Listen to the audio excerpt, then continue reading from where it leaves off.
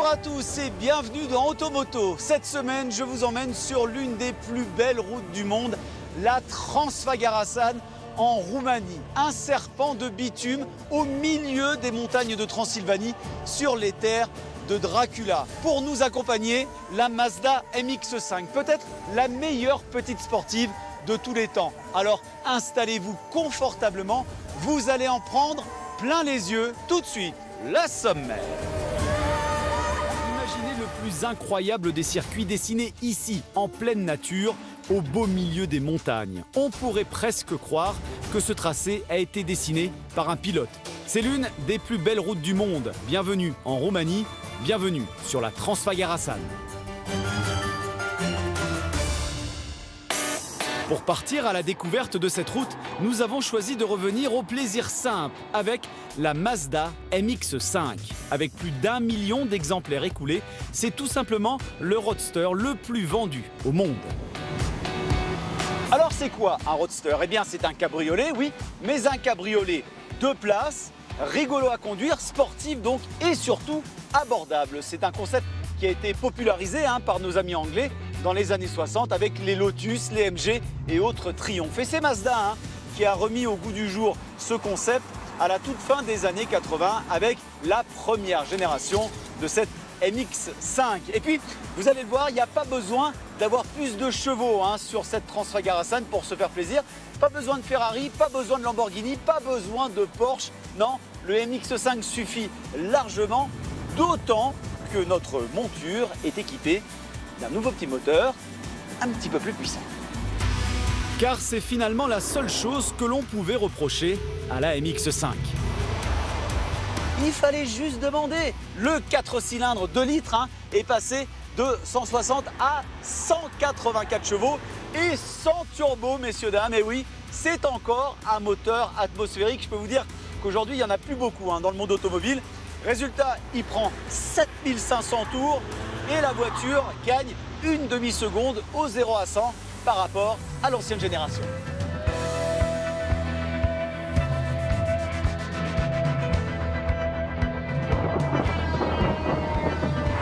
Nous prenons la route de la Transfagarasan qui débute à 150 km de Bucarest, pas très loin d'ailleurs de l'usine Dacia de Pitesti. C'est une route de montagne avec une météo capricieuse. L'avantage d'un roadster, c'est qu'on peut évidemment profiter du paysage à 360 degrés. Mais il faut pouvoir recapoter en cas de mauvais temps, ce qui arrive souvent bien évidemment en montagne. Et le constructeur japonais a été chercher le système le plus ingénieux qui soit, c'est le bras. Regardez, hop, 1, 2, 3 secondes et c'est fermé. 1, 2, 3 secondes et c'est ouvert. Quant à son ADN de roadster, nous, à Automoto, on a 2 règles de base pour le reconnaître. La première, c'est que vous puissiez toucher la route sans bouger de votre siège. La deuxième, c'est que vous puissiez toucher la roue arrière de votre voiture sans bouger du siège. Et ça, c'est très, très important. Très important car le centre de gravité est au ras des pâquerettes, donc meilleure tenue de route. Et avec les fesses sur les roues arrière, niveau sensation, il n'y a rien de mieux. Et tout ça, mesdames et messieurs, pour un peu plus de 30 000 €. Pas mal, non? Notre découverte de la Transfagarasan commence par l'ascension d'une section tortueuse au pied de la citadelle de Poenari, porte d'entrée des Carpates. Alors pourquoi cette ruine est importante? Parce qu'elle a été construite à l'époque par un certain Vlad III que l'on surnommait l'Empaleur. Pourquoi l'Empaleur? Eh bien parce que ce cher Vlad à l'époque, il en avait un ras-le-bol d'être envahi par les Turcs. Alors ce qu'il faisait, c'est qu'il récupérait les soldats turcs encore vivants, il les empalait sur des grands pieux, un peu comme des brochettes. Sa réputation sanguinaire a fait le tour de l'Europe et bien plus tard, un romancier anglais, Bram Stoker, s'est inspiré de Vlad III l'Empaleur pour créer son personnage le plus connu, que vous connaissez tous, un certain Dracula.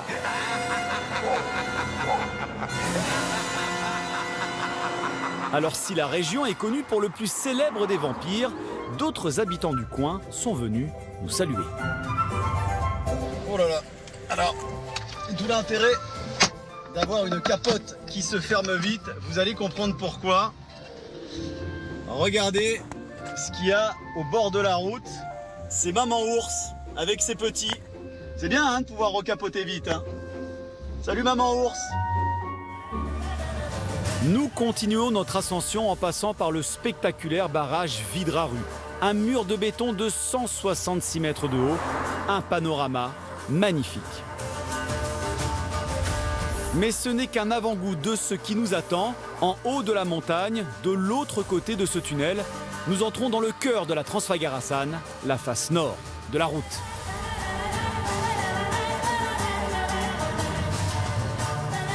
Regardez-moi un peu cette route. La Transfagarasan doit son nom aux montagnes qu'elle traverse, les monts Fagaras. Construite dans les années 70 sous l'impulsion du dictateur Ceausescu, elle devait servir de route stratégique pour rejoindre la frontière nord en cas d'invasion de l'URSS, comme ce fut le cas tout près en Tchécoslovaquie. Sauf qu'il n'y eut jamais d'invasion. La Transfagarasan est un chantier titanesque qui n'a finalement servi à rien. Imaginez-vous, il aura fallu 6000 tonnes de dynamite pour venir à bout de cette montagne et construire cette Transfagarasan. Le résultat est tout simplement bluffant. C'est à se demander d'ailleurs si les ingénieurs de l'époque ne l'ont pas fait exprès. Et puis il y a des espèces de petits vibreurs hein, qui sont peints en rouge et en blanc, un peu comme sur un circuit. Hein. Autant vous dire que la Mazda MX-5 est dans son jardin. Alors, que peut-on finalement reprocher à ce petit roadster? Peut-être encore un tout petit manque de puissance. Pour le reste, écoutez, franchement, on va faire la liste. Hein. Le moteur est atmosphérique, au miracle. Vous avez une boîte mécanique 6 vitesses. Et puis, regardez, il suffit d'enlever un petit peu le SP pour être en mode sport. Hein. Il n'y a pas de bouton à tourner, il n'y a pas de manette à triturer sur le volant, il n'y a pas de chichi à rentrer dans l'ordinateur. C'est du brut de décoffrage. On profite de sa voiture. Vous imaginez ce que ça veut dire aujourd'hui, profiter de sa voiture? Je le dis et je le répète, on devrait tous avoir une Mazda MX-5.